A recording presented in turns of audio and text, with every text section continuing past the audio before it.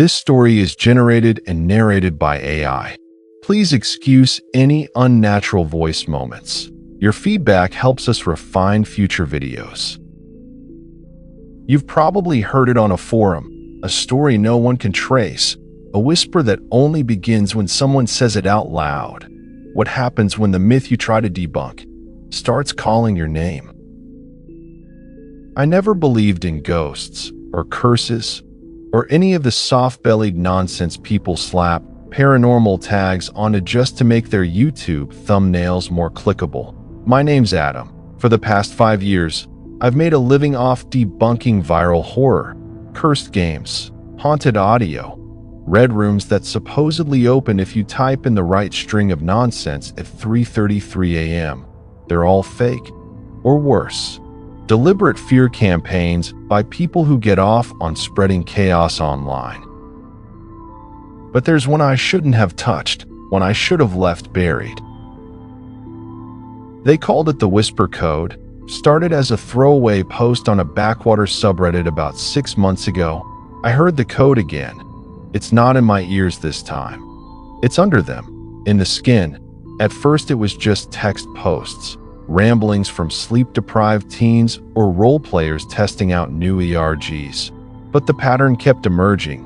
Same phrase, same side effects, nosebleeds, missing time, the creeping sense that someone's watching through your reflection. Then came the audio clips, 15-second bursts of low static, some embedded with words you could barely make out, whispered under a layer of digital hiss. I listened. Of course I did, because that's what I do.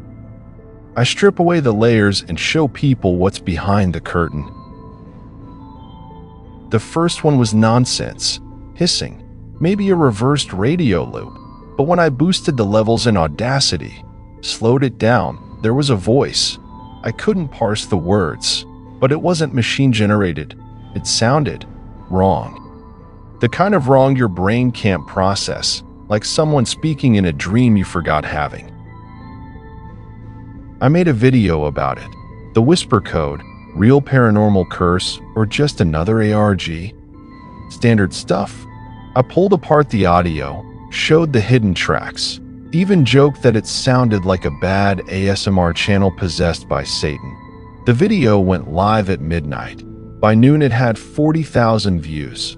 By evening, it had 12 flagged comments, 3 removed user accounts, and 1 direct message from someone I'd never heard of. Her username was null.mod, real name, Mara. She said she'd been tracking this signal for over a year, claimed it wasn't just spreading online, it was leaking out, changing people, shifting their attention, feeding on it. I laughed, wrote her off as another LARPing occultist trying to ride a viral wave, but she sent me a file, final_cut_003.wave, a new version of the same clip, but this one wasn't from the forums. She said it was extracted from a 911 call, New Jersey, March 11th.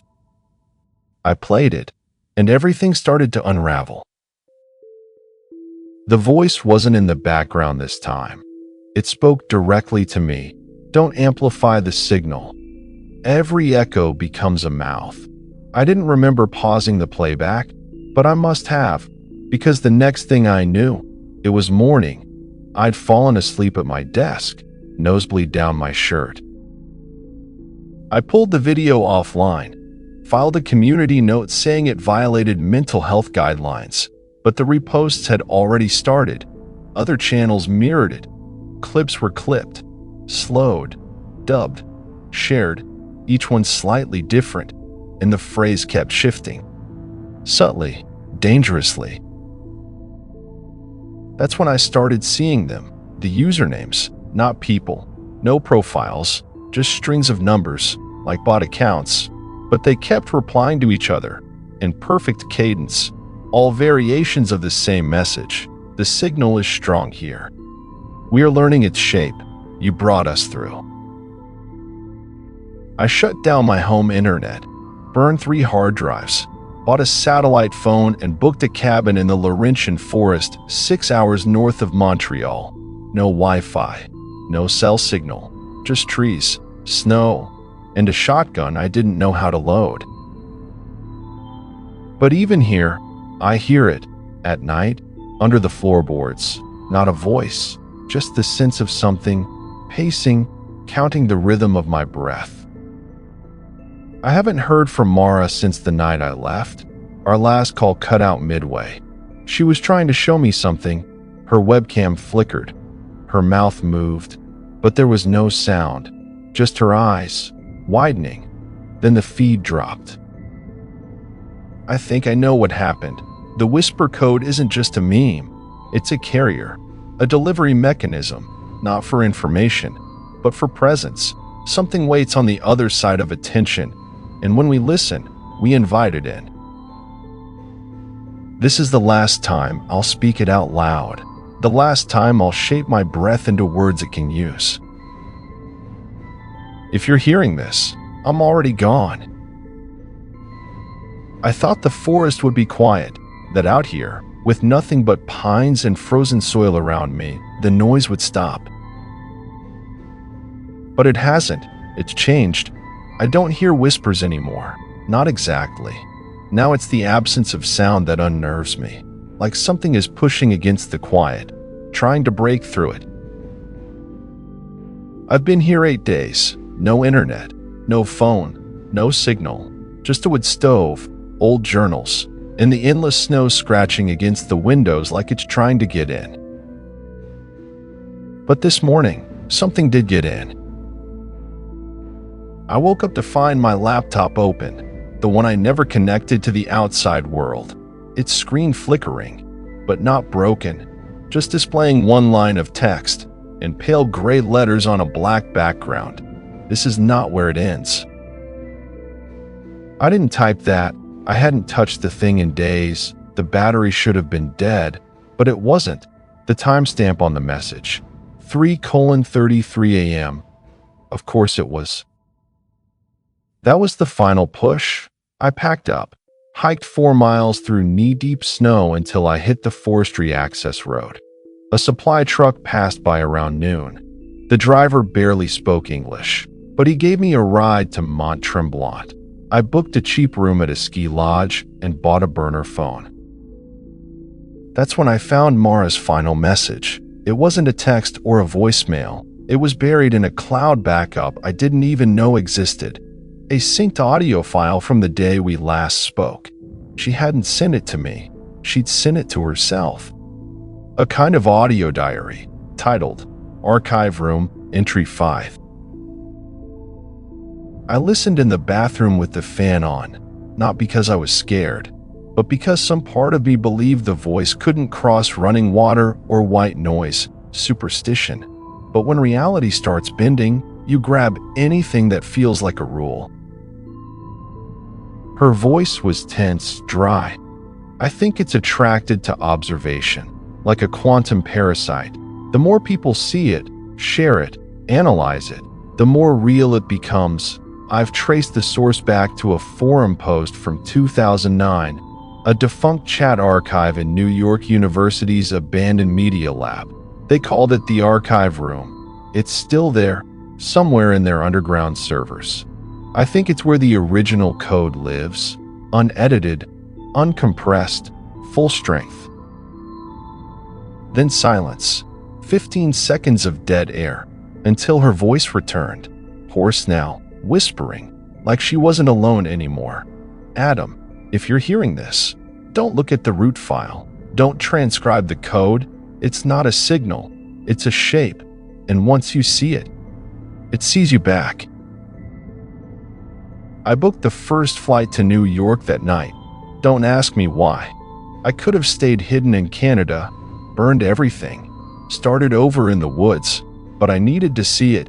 I needed to know. That's the curse of skepticism.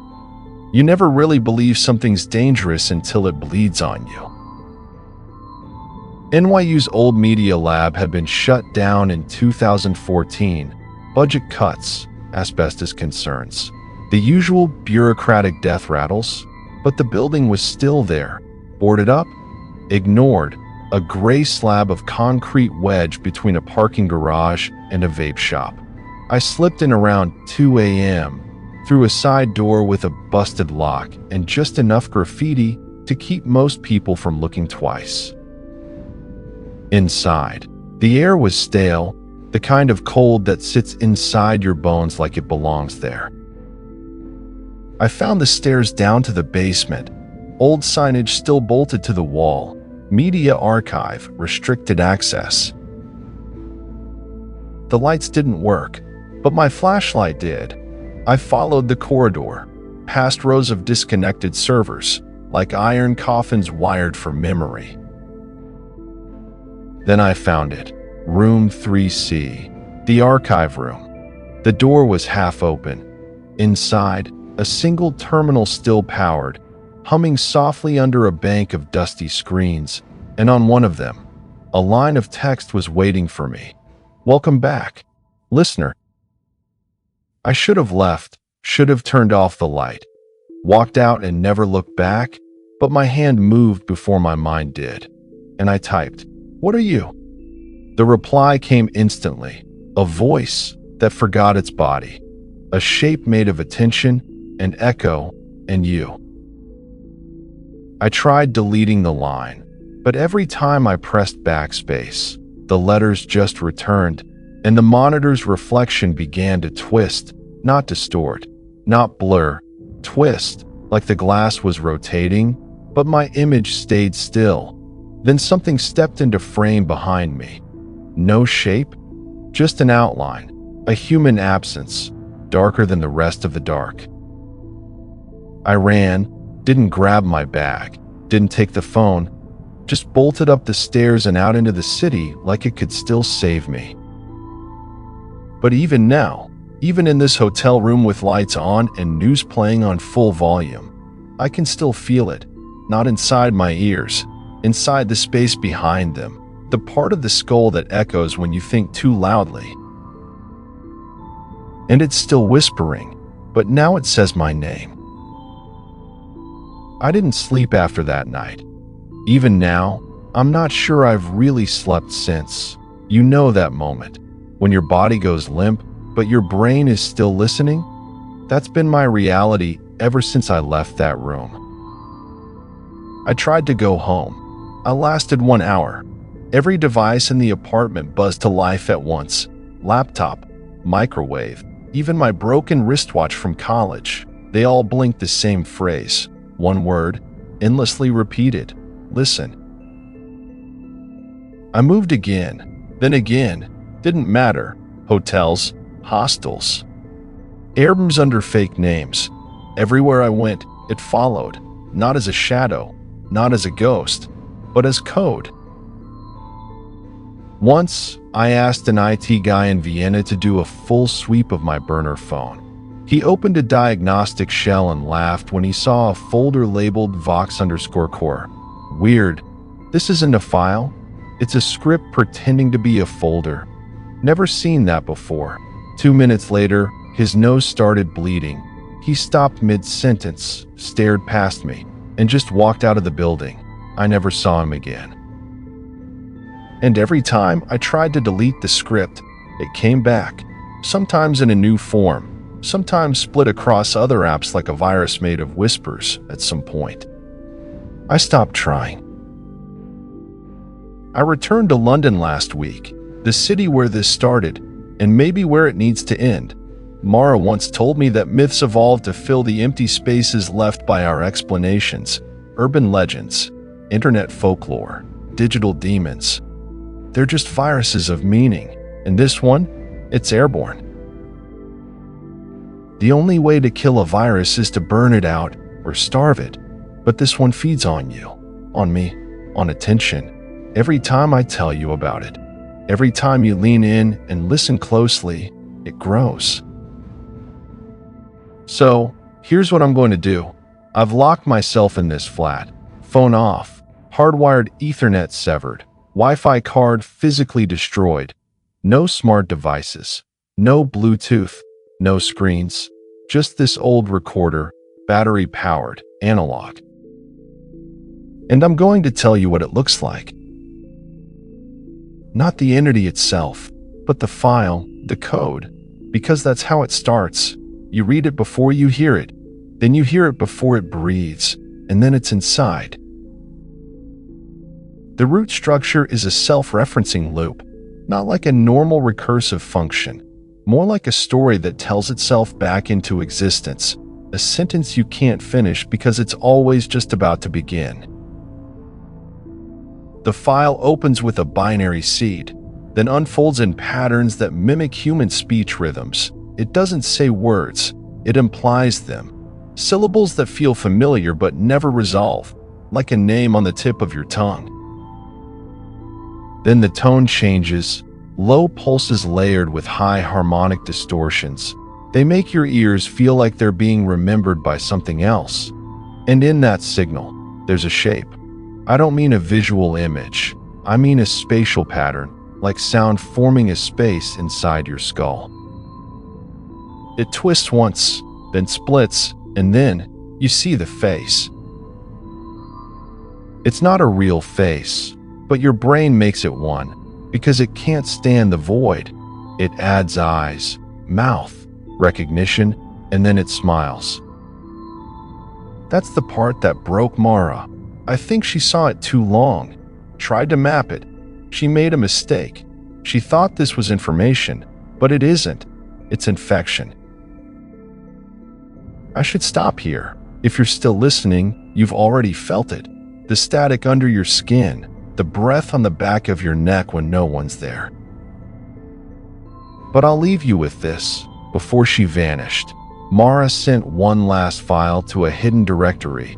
It was a transcript of a dream she had. She said it didn't feel like hers, like someone gave it to her. In the dream, she stood in an empty lecture hall.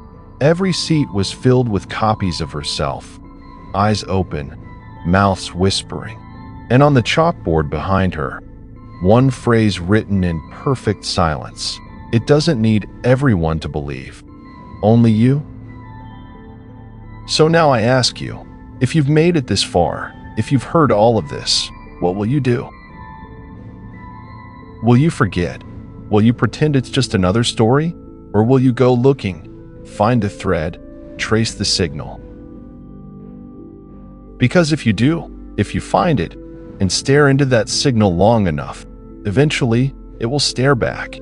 And then you'll hear it too, just like I did, a voice with no body, and your name on its tongue. So, what would you do? Would you delete the file, or press play again?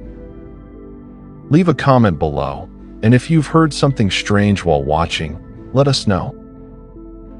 If this story unsettled you, there's more where that came from. Don't forget to like, subscribe, and help us feed the signal.